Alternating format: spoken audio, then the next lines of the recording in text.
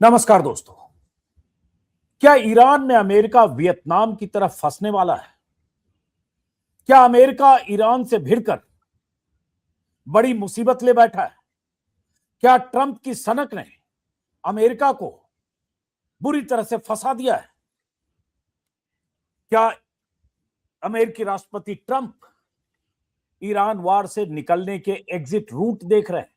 ऐसे कई सवाल इसलिए पैदा हो रहे हैं क्योंकि जंग का आज 11वां दिन है और इन 11 दिनों में किस तरह से ईरान लगातार पूरी मजबूती के साथ अमेरिका और इजराइल की साझा ताकत को जवाब दे रहा है, जिस तरह से लगातार खाड़ी देशों में अमेरिकी रडार सिस्टम को, एयर डिफेंस सिस्टम को निशाना बनाया, ध्वस्त किया, और उसके बाद ट्रंप के ये कहे जाने के बावजूद कि ईरान की ताकत लगभग खत्म हो चुकी है, ये जंग हम जीत चुके हैं और जंग खत्म होने वाली है, ईरान की तरफ से कहा गया है कि हमारे पास 10 साल तक लड़ने की तैयारी है, हथियारों की कमी नहीं है, मिसाइलों की कमी नहीं है। ईरान के कमांडर्स ने कहा है कि हम किसी भी सूरत में अमेरिका के सामने झुकने की तो बात छोड़िए, लंबी लड़ाई के लिए तैयार है। ट्रंप ने एक सोशल मीडिया पोस्ट में जब कहा आज सुबह कि अगर ईरान ने स्ट्रेट ऑफ हॉर्मुज में तेल की आवाजाही को रोका तो हम 20 गुना ज्यादा ताकत से हमले करेंगे, तो ईरान की तरफ से जवाब आया। नेशनल सिक्योरिटी काउंसिल के सेक्रेटरी अली लारीजानी ने कहा कि ईरानी जनता तुम्हारी खोखली धमकियों से नहीं डरते, सावधान रहो, कहीं मिट जाने वाले तुम खुद ना हो। इसके साथ आईआरजीसी के प्रवक्ता ने कहा है कि हम 1 लीटर तेल भी इलाके से गुजरने नहीं देंगे जब तक ऊपरी आदेश नहीं होगा। ऐसी बहुत सारी बयानबाजियों के बीच ये सवाल कि ये जंग अब कहां जा रही है। हमारे साथ एक खास मेहमान है, मेजर जनरल विशंभर दयाल साहब। आप अलग अलग चैनल पर उन्हें देखते होंगे। हमने उन्हें खास तौर से आमंत्रित किया इसलिए भी क्योंकि 11 दिन बाद कहीं से ऐसा लगता नहीं कि ईरान की ताकत में कोई कमी आई है, भले अमेरिका बार बार इस तरह के ऐलान कर रहा हो। और इस बीच हो ये भी गया है कि ईरान में दूसरे सुप्रीम लीडर का चयन हो चुका है, अयतुल्ला खामेनी के बेटे ने उनकी जगह संभाल ली है, वो भी तब जब अमेरिका किसी भी सूरत में उन्हें सुप्रीम लीडर के तौर पर मानने को, कबूल करने को तैयार नहीं था। स्वागत है आपका मेजर जनरल साहब। Thank you. पहला सवाल तो यही है कि जितनी चीजें बताई, जिसमें आज ईरान की तरफ से खबर आई है कि हम झुकना तो छोड़ो, हम 10 साल तक लड़ेंगे, और ये भी कि हम अब 1 टन से ज्यादा हेवी वारहेड वाली मिसाइलें दागेंगे, तो क्या लग रहा है ये लड़ाई अब अमेरिका के लिए उसी तरह से कुछ होगी कि अमेरिका लंबे समय तक फंसा रहेगा, या जैसा अमेरिकी अखबारों में खबर छप रही है कि एग्जिट रूट तलाशने के लिए उनके सलाहकार उन्हें एडवाइस कर रहे हैं ट्रंप के? देखिए अजीत जी, वैसे दोनों साइड पहले से बहुत सी स्टेटमेंट्स बना रही। स्टेटमेंट्स पे तो शायद नहीं जाना चाहिए हमें, क्योंकि ये तो 27 उनके हिसाब से 27 फरवरी को जो हालात थे उसके हिसाब से लड़ाई नहीं होनी चाहिए थी बिल्कुल भी। लेकिन 28 फरवरी को नहीं होनी चाहिए थी, बिकॉज 27 को तो वार्तालाप चल रही थी और सब कुछ ईरान मानने को तैयार था। तो कहीं ना कहीं स्टेटमेंट्स तो लूज स्टेटमेंट्स हैं, कुछ सोची समझी स्टेटमेंट्स हैं, कुछ गुमराह करने वाली स्टेटमेंट्स हैं, कुछ दुनिया को कंफ्यूज करने वाली स्टेटमेंट्स हैं। वो दोनों साइड से बन रही है। ये ऐसा भी नहीं है कि भाई ईरान के पास, ईरान का जो असली रूप है अभी वो देखना बाकी है। ईरान के पास भी जो ताकत है वो पूरी शुरू से ही लगा है, ऐसी कोई बात नहीं। अमेरिका भी लगा रहा है। लेकिन एक बड़ी सोचने की बात है कि जो ईरान प्रोबेबली सोच रहा था और शायद ईरान जानता था कि मैं किसी तरह से गल्फ कंट्रीज की, जो बाकी कंट्रीज हैं गल्फ की, जैसे सऊदी अरेबिया है, जैसे बहरीन है, जैसे यूएई है, कतर है, ओमान है, कतर है, कि ये लोग भी काउंटर ऑफेंसिव करेंगे अगर मैं सिर्फ, और अगर मैं या फायर करूंगा, इनको एंगेज करूंगा तो ये काउंटर ऑफेंसिव करेंगे। लेकिन मुझे नहीं लगता ये लोग किसी किस्म की लड़ाई में ये लोग फंसना चाहते हैं। और दोनों कंट्रीज, क्योंकि दोनों कंट्रीज जो हैं बहुत ही पूरा का पूरा कैपिटलिस्ट वर्ल्ड है ये, देखिए, तो यहाँ जो पैसे वाले हैं, शेख्स भी हैं, अमेरिका में भी हैं, तो उनको शायद एक एक पीरियड से ज्यादा लंबी लड़ाई उनको, उनकी सहमति नहीं है इसमें। वो चाहते हैं पीस, बिकॉज लॉसेस जो है कि बेशक वर्ल्ड वार ना हो लेकिन दुनिया इसमें इन्वॉल्व होगी यार, क्योंकि ऑयल प्राइसेस इटसेल्फ, दुनिया में अनस्टेबिलिटी इटसेल्फ इस इलाके की शायद बहुत लोगों को मंजूर नहीं है। और इंटरनली जो अखबारों में आ रहा है, जो ट्रम्प कह रहे हैं, इंटरनली कहीं ना कहीं ये कंट्रीज भी प्रेशराइज कर रही होंगी कि हमें पीस चाहिए और यहाँ पे स्टेबिलिटी, इससे ज्यादा हम नहीं बर्दाश्त कर पाएंगे 10 डेज 5 डेज। और उसमें जितना अमेरिका शायद डैमेज करना चाहता है और करेगा।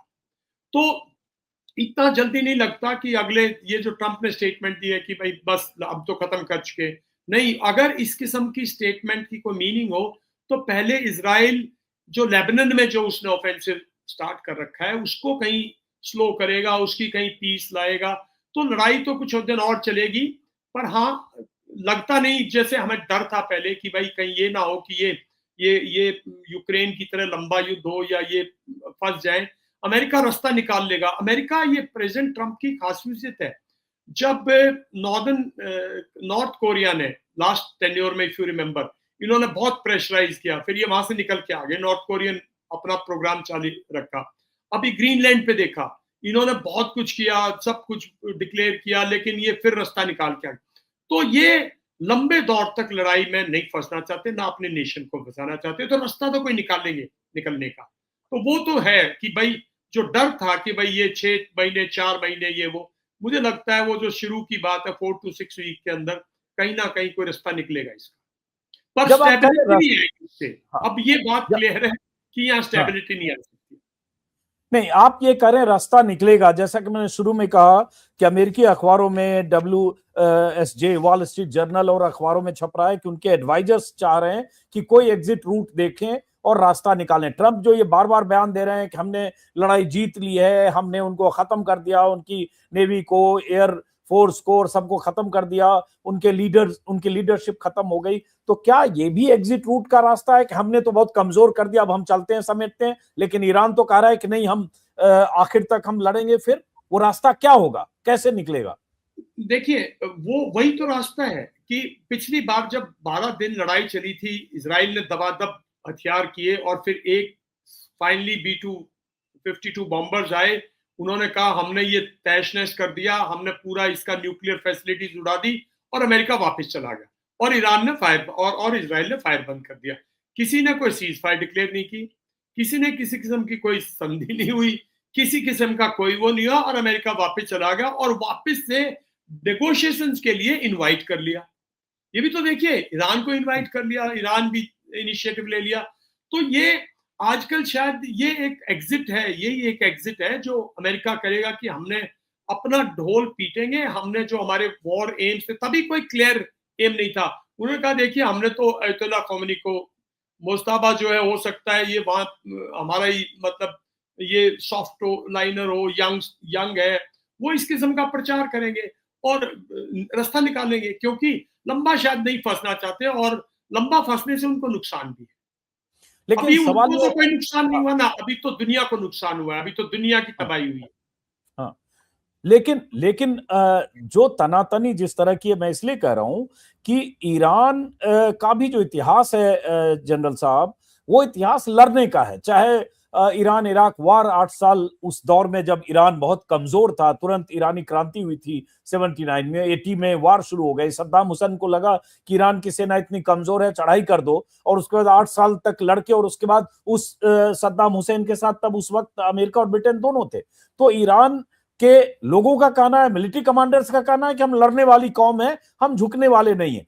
तो अमेरिका अगर ये समेटना भी चाहेगा तो फेस सेविंग क्या होगा फिर अमेरिका के पास, अगर समेटना चाहे तो? फेस सेविंग मेरे ख्याल में ये कतार, ओमान, ये कंट्री जो है ना, काफी पीस नेगोशिएशंस के इनिशिएटिव लेते रहे। इन्होंने ही तो इजराइल के और गाजा के लिए पीस इनिशिएटिव, इन्होंने ही तालिबान के अफगानिस्तान में पीस इनिशिएटिव, ये पीस, ये चाहते स्टेबिलिटी है। तो फेस सेविंग ये लोग देंगे, ये लोग फेस सेविंग यही देंगे कि देखिए, लड़ाई से पूरा का पूरा रीजन जो था वो डिस्टर्ब था, दुनिया में महंगाई फैल रही थी, तेल की किल्लत थी, गैस की किल्लत थी, ये सब देंगे ना। और फिर जो है वो कहीं ना कहीं कहेगा हमने उसको एडिक्वेट पनिश कर दिया। और ईरान फिर क्यों लड़ेगा? ईरान को अगर कल अमेरिका फायर करना बंद कर दे और इजराइल जो है वो वहीं रोक दे लड़ाई को, तो ईरान के पास तो कोई रीजन नहीं, ईरान कहेगा जाइएगा। ईरान के तो जो हार्डलाइनर, जिस चीज का मुझे डर था, अब तो हार्डलाइनर और इंटरनली और स्ट्रांग हो जाएंगे। तो इंटरनल इश्यू जब स्ट्रांग होंगे तो फिर वो अपने जो इरादे हैं उनके इस इलाके में वो करेंगे पूरे। अब तो ये एक अनस्टेबिलिटी का पीरियड रहेगा। हो सकता है सप्लाईज में, ऑयल सप्लाईज में, गैस सप्लाईज में एक एग्रीमेंट आ जाए, स्ट्रेट ऑफ हॉर्मूज के अंदर से कोई रिस्ट्रिक्शंस ना रहे, लेकिन जो जो इंटरनल स्ट्राइफ है, जिस जो जो जो 40 साल पहले अगली पीढ़ी को मेरे ख्याल में अयतुल्लाह ख़ोमेनी फिर दे जाएंगे, फिर मुश्तबा पार्टी जो है वो वही करेगी जो अब तक करता है। लेकिन सवाल ये है जनरल दुनिया साहब, को इससे कोई समाधान नहीं मिला। ये 12 दिन 15 दिन जो है, इसमें हाँ, इसमें इसमें तहस-नहस के सिवाय दुनिया का कोई समाधान नहीं। नहीं तो आप कह रहे हैं, मतलब आप ये एंटिसिपेट कर रहे हैं या आप ये देख रहे हैं कि ये लड़ाई निकट भविष्य में 2, 4, 5, 10 दिन में खत्म हो जाएगी, ऐसा लगता है आपको? मुझे ऐसा लगता है कि 10-12 दिन के अंदर मेरे ख्याल में, क्योंकि बेशक अमेरिका ना चाहे, बेशक इजराइल बिल्कुल नहीं चाहेगा इस टाइम पे, और अमेरिकन स्ट्रेटेजिक थिंकर अगर थोड़ी भी मिलिट्री हिस्ट्री से वो वाकिफ हैं, सबसे ज्यादा लड़ाई वही लड़ते हैं, तो वो नहीं चाहेंगे कि लंबा इसमें किसी किस्म का फंसे। लेकिन जो जो दोनों कंट्रीज के अंदर बड़े लोगों के बहुत इंटरेस्ट है, ऑयल कंपनीज बहुत पावरफुल है, जो लॉबीज है ना बहुत पावरफुल है, उनका लॉस हो रहा है ना, और ये अनस्टेबिलिटी उनको हर्ट कर रही है। तो दोनों कंट्रीज में पैसे वालों का बड़ा दबदबा है साथ, मतलब दोनों कंट्रीज, मतलब गल्फ कंट्रीज और अमेरिका। तो जो गल्फ कंट्री के जो जो जो मेजर प्लेयर्स हैं, सऊदी अरेबियन प्रिंस है, जो ओमान कतार के जो आई मीन जो कतार के जो शेख्स हैं, जो जो यूएई के हैं, ये सब इस लड़ाई में बिल्कुल, देखिए इन्होंने कोई अटैक नहीं किया तक, इनके पास भी फोर्स है, ये बिल्कुल इन्वॉल्व नहीं है, बिकॉज ये पीस चाहते हैं। तो ये जो है, ये दबका कोई बाहर का, और दूसरा जो है कहीं ना कहीं रशिया जो है वो भी प्रेसिडेंट ट्रंप से, प्रेसिडेंट पुतिन बात करेंगे कि इसके इफेक्ट्स, मतलब तो जैसे अमेरिका रशिया को बार बार लीज देता रहा है यूक्रेन के अंदर कि भाई अच्छा चलो 30 डेज में स्टॉप करो, मीडिएट करो, ऐसे शायद ये एक रास्ता निकाल के कुछ मीडिएट करेंगे, कुछ दिन अनस्टेबिलिटी रहेगी, लेकिन लड़ाई नहीं समझता मैं 10-12 दिन के बाद जो है इस कहर पे रहेगी। ऑलरेडी देखो फ्लाइट स्टार्ट कर दी हैं, ऑलरेडी कुछ कुछ कुछ मतलब सऊदी अरेबिया एंड रेड सी में, तो ऑल्टरनेटिव रूट्स ऑलरेडी ढूंढ रहे हैं लोग बात। ओमान जो है, ओमान में अगर आप देखें तो अब ओमान में फायरिंग नहीं हो रही, ओमान में काफी हद तक वो है, आई मीन जो जो जो ओमान का बेस था उस पर किसी किस्म का कोई फायरिंग नहीं है ईरान की तरफ से। तो कहीं ना कहीं रास्ता ढूंढने की कोशिश की जा रही है लोगों की, वो कितने सक्सेसफुल होंगे, और क्योंकि ट्रंप बार बार बोल रहे हैं तो कुछ करेंगे, कुछ इसके दौरान कुछ एक दो स्ट्राइक्स ऐसी और भयंकर करेंगे जिससे कुछ और लीडरशिप मारी जाए, कुछ और नुकसान और करेंगे ईरान का नुकसान। यही बात अभी इसी पर आ रहा हूं कि आपने कहा कि कुछ और नुकसान करेंगे। ट्रंप के हवाले से रात में WSJ पर एक खबर आई कि अगर न्यूक प्रोग्राम को ईरान नहीं छोड़ता है तो हमें मुस्तफा खामेनी को भी एलिमिनेट करने से गुरेज नहीं है, हमें कोई दिक्कत नहीं है। तो ये, और दूसरी बात, मुस्तफा खामेनी की ताजपोशी ट्रंप की नाराजगी के बावजूद हुई है, कहते हुए कि हमें एक्सेप्ट नहीं करेंगे तब भी हुई। तो सवाल ये उठता है कि अभी अगर ईरान से वापस लौटने, ईरान से मतलब इस हमले से बाहर निकलने का एग्जिट देखता अमेरिका, तो अमेरिका का टेक अवे क्या है? वह दुनिया के सामने तो ये हुआ कि 11 दिन आप जंग में रहे, और जिस दिन भी आप करते हो आपने मार खाई, आपने मिडिल ईस्ट में या खाड़ी देशों में आपके एयर डिफेंस सिस्टम को फोड़ा, वहां थार्ड से लेकर और तमाम एयर डिफेंस सिस्टम को फोड़ा। आज खबर आई है सर, आज और कल लगातार अमेरिकी अखबारों में कि 36,000 अमेरिकी वेस्ट एशिया से वापस लौटे। रियाद में दूतावास के अमेरिकियों को कहा गया वापस लौटो। मिडिल ईस्ट में कहीं से कोई उस तरह से अमेरिकी जो दूतावास है उनको सुरक्षा की चिंता है। तो अमेरिका को हासिल क्या हुआ होगा अगर इस स्थिति में अमेरिका वापस लौटता है? आप एक चीज सोचिए, मान लो ये लड़ाई अमेरिका और 20 दिन लड़ता है, और मान लो ये मुस्तफा को भी एलिमिनेट कर देता है, और मान लो ईरान कहता है पीस, और लोग पीस, अल्टीमेटली तो पीस होगी ना, आखिर में भी यही होगा कि ऐसा नहीं हो सकता अब कि कंप्लीट जो इरादा था अमेरिका का कि शायद मैं इस पूरे एरिया को डोमिनेट करूं और इस एरिया पे मेरा कंट्रोल हो, और ईरान बिल्कुल वही फॉलो करे जैसे इराक फॉलो कर रहा है, सीरिया फॉलो कर रहा है, जैसे बाकी गल्फ कंट्रीज उसकी कंप्लीट उसमें है, और वो एनर्जी प्राइसेस को जो है वो खुद मैनिपुलेट करे या खुद मतलब उनको डिक्टेट करे, और जो रूट्स हैं, जो ट्रेड रूट्स हैं, जो जो जितना भी मतलब यहाँ पे यातायात के जो साधन है यहाँ के, वो सारी को डिक्टेट करे, वो सब नहीं हो पा रहा, शायद उसकी बात बन नहीं पा रही है। और आगे जाने में उसको लगता होगा कि मेरी लड़ाई में अब और नुकसान होगा। अमेरिका का अब तक कोई नुकसान नहीं हुआ है, अमेरिका ने इस इलाके का नुकसान किया। अगर मान लो अगले कुछ दिन में कुछ और जो रिफाइनरीज हैं, अगर वो रिफाइनरीज बर्न हो जाती हैं, तो जो यहाँ के जो लोग जो इन 5-6 कंट्रीज में जो आज तक अमेरिका के साथ जिनकी तरह तरह की संधियां हैं, अमेरिकन यहाँ से दुनिया भर का ऑयल और गैस लेके जा रहे हैं। अमेरिका 35-36 बिलियन डॉलर का प्रॉफिट है यहाँ से ना, गैस और ऑयल का, और बाकी भी 100+ बिलियन डॉलर का ट्रेड है, और सारा सरप्लस है।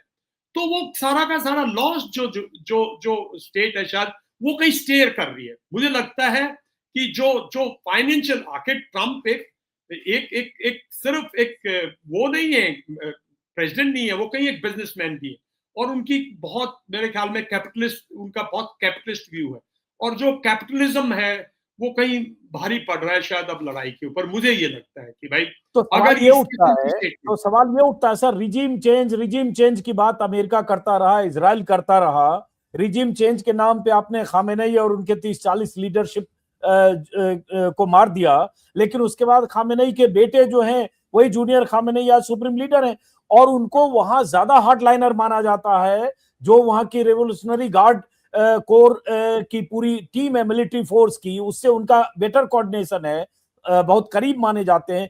तो फिर कुछ हुआ नहीं ना, रिजीम वही रहा, फिर वो अमेरिका की शिकस्त होगी। अगर ऐसे अगर आप मान लो इनको मार भी दोगे, तो जो सिस्टम है भाई, ईरान ने 45 ईयर्स में एक सिस्टम सेटअप किया, वो सिस्टम तो अगले कम से कम 45 मंथ्स तो लड़ेगा ना, बिल्कुल एलिमिनेट होने के लिए।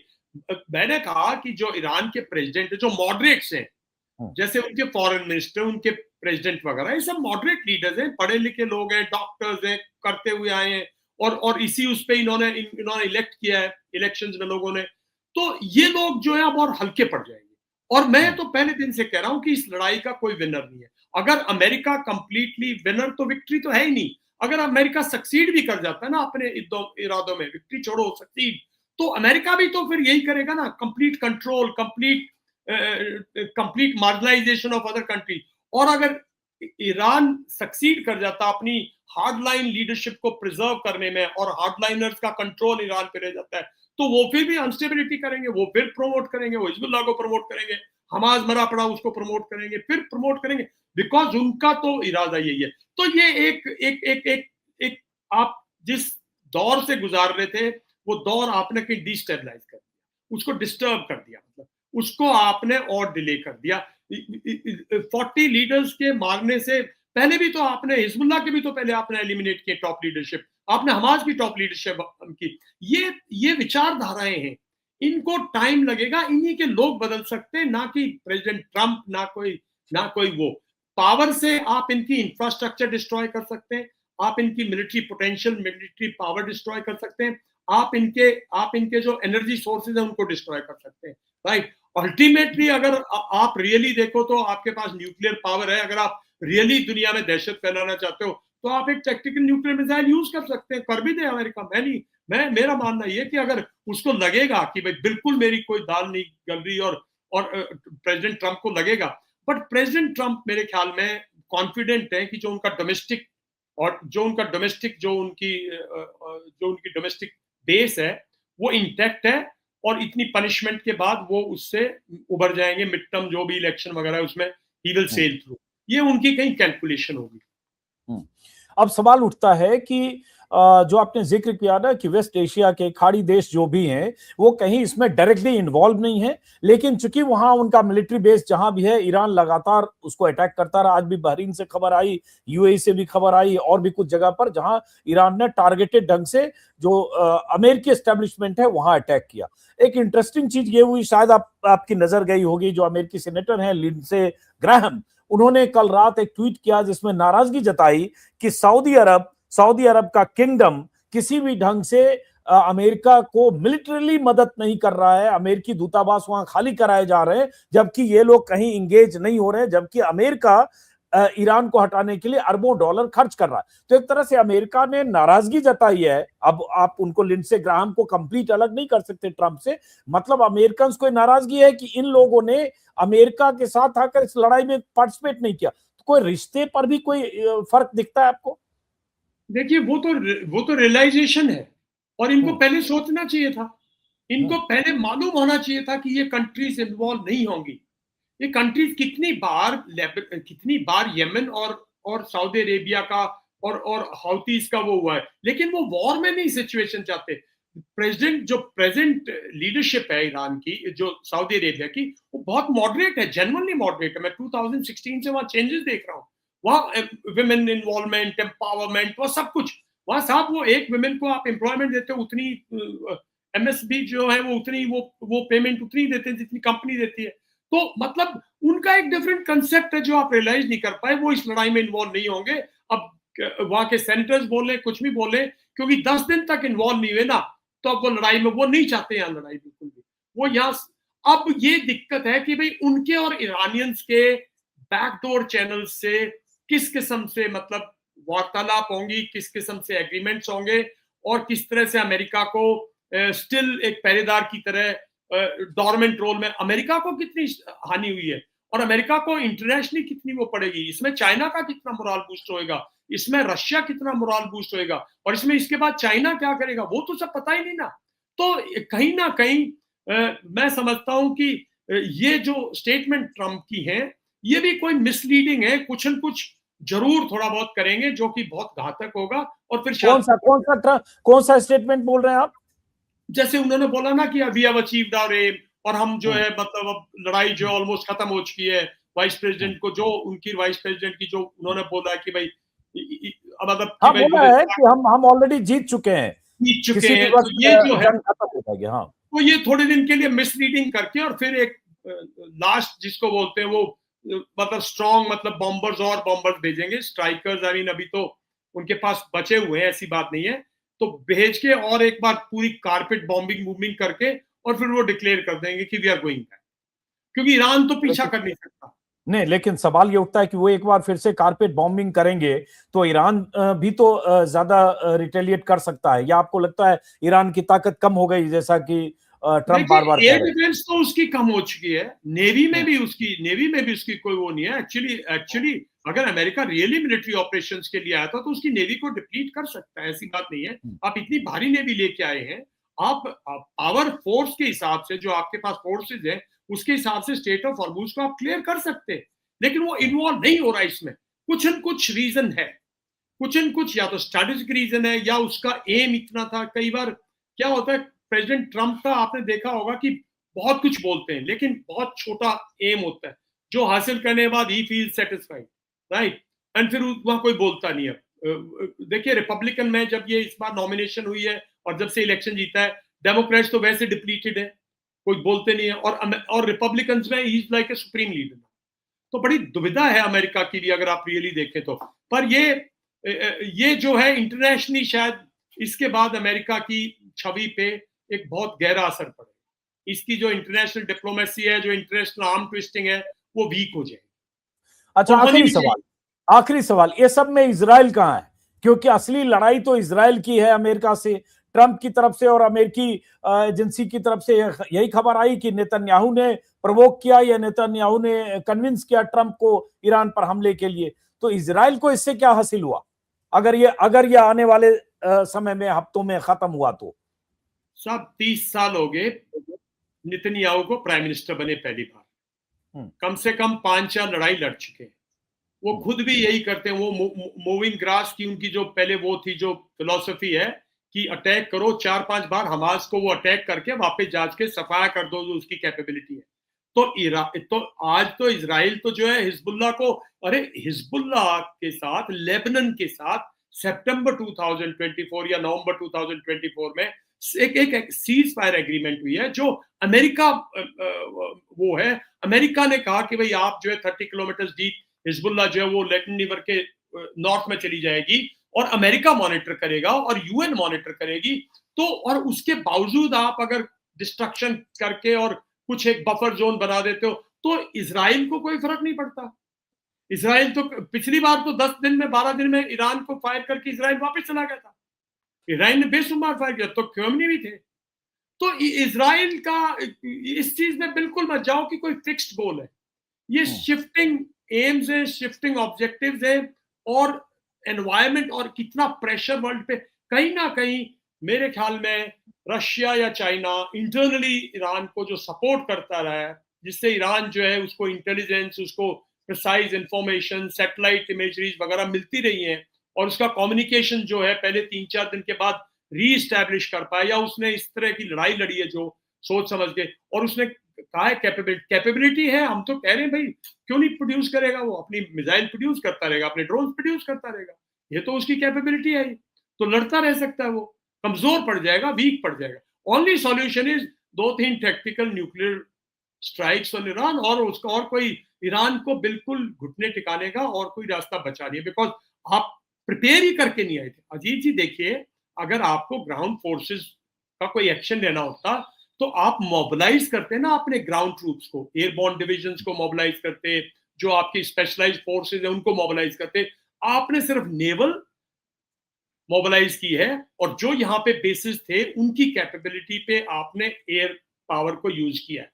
तो इसमें कहीं ना कहीं आपको जो कंप्लीट एम है, वो जो मेरे ख्याल में जो हम लोग सोच रहे हैं कि उसका कंप्लीट एम था कि भाई रिजीम चेंज करना, मतलब रिजीम चेंज करने का मतलब है सब जितने भी कॉमनी परिवार से या कॉमनी के जो एसोसिएट्स हैं और जो रेवोल्यूशनरी गार्ड्स हैं, अब रेवोल्यूशनरी गार्ड की टॉप लीडरशिप जैसे जैसे अमेरिका ने 50s में किया था जब शाह को बिठाया हुआ कठपुतली। जैसे इराक में हुआ अल्टीमेटली कि भाई उसके बाद डिस्टर्बेंसेस चले 6-8 महीने, साल लग गया।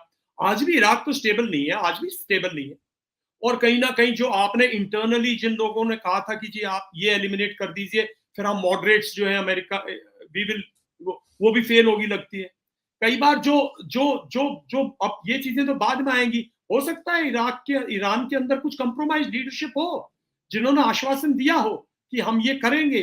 सब आपने प्रिपेयर किया, आपने सब दुनिया भर की वहां पे मोसाद, दुनिया भर की CIA, सब कुछ होने के बाद, सारी फीडबैक मिलने के बाद, अगर अब आप 10 दिन में लड़ाई बंद करते हैं और मुस्ताबा एंड पार्टी जो है वो फिर अपना फ्लैग हाई रखेगी, तो आपने मतलब कुछ हासिल नहीं किया, मेरा मानना है। सही बात।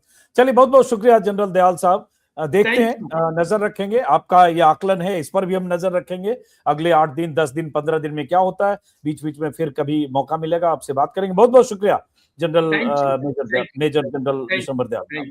Thank you Ajit ji, thank you.